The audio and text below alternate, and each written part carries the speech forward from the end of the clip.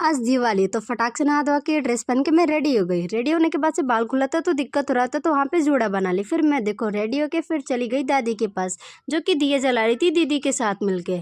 अब मुझे सारे दियाओं को लेके जाना पड़ेगा, जहाँ जहाँ दादी बताएंगी वहाँ वहाँ रखने के लिए। तो देखो दीदी तो थाली रेडी करी थी मंदिर पे जाने के लिए कि मैं जाके वहाँ पे पूजा करूँगी, माता रानी के पास घी का दिया जला के, गणेश जी और लक्ष्मी जी के पास दिया जला मैं इस थाली को लेके चली जाऊँगी मंदिर पे। इसमें बतासा और पता नहीं लाई के जैसे क्या था, और यहाँ पे बहुत सारे दिया और बेलपत्र भी लेके आई थी शिव जी को चढ़ाने के लिए, क्योंकि आज के दिन ये सब चढ़ाना शुभ माना जाता है। तो मैं आगे पहले दिया दिखाई। दिया दिखाने के बाद से मैं यहाँ पे कुछ रखा था तो हटा के वहाँ पे भगवान के लिए जो प्रसाद लाई थी वहाँ पे रख दी।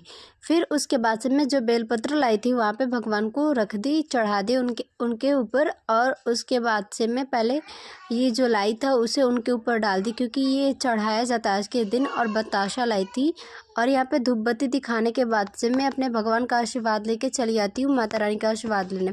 फिर मैं आगे अपने घर के लक्ष्मी जी के पास, वहाँ पे दिया दिखाने के बाद से मैं चली गई दीपावली जहाँ पे मेरे घर के बच्चे बनाए थे वहाँ पे दिया रखने के लिए। यहाँ पे गणेश जी और लक्ष्मी जी का आशीर्वाद लेके फिर मैं आ गई यहाँ पे, जहाँ पे यहाँ भैंस के लिए लेदी काटते उस पे, और यहाँ खूंटा पे भी रखा जाता है आज के दिन। फिर मैं अपनी दादी के साथ चली गई दिया दिखाने।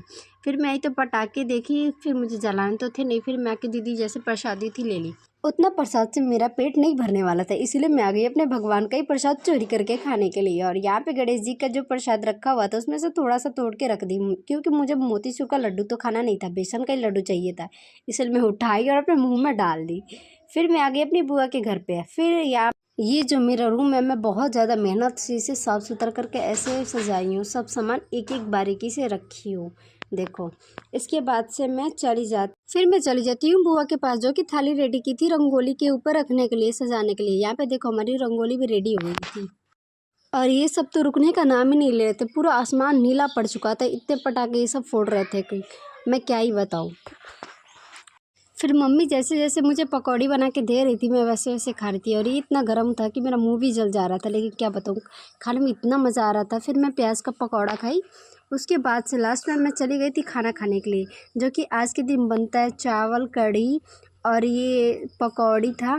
स्पेशली इसमें ओल का चटनी जो खाया जाता है, जिसको सब्जी खाना होता है वो सब्जी खाते हैं, जिसको ओल का चटनी खाना होता है वो चटनी खाते हैं। फिर मैं फुलझड़ी यहाँ पे जला रही थी घर में ही बैठ के। फिर जो आज के दिन होता है, जो सरसों का तेल वो जो दिया में जलाया जाता है, वो तेल हम लोग अपने जो भी घर में पशु पक्षी रखते हैं उनके ऊपर लगाते हैं। जो भी जानवर अगर हम लोग घर में रखते हैं उसके ऊपर, तो दीदी हमारे भैंसिया के ऊपर ही लगा रही थी सरसों का तेल। और घर में ये सबको लगाना चाहिए आज के दिन सरसों का तेल। बस इतना ही। हैप्पी दिवाली।